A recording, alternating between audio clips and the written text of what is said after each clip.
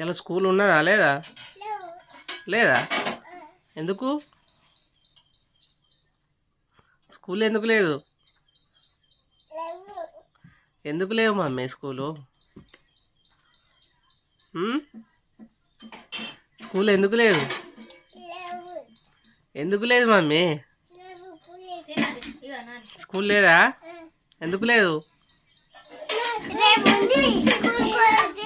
జ్వరం వచ్చిందా నీకు? అందుకే లేదా స్కూలు?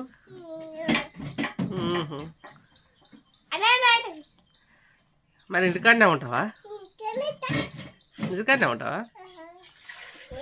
ఇలా స్కూల్ ఉన్నది స్కూలు.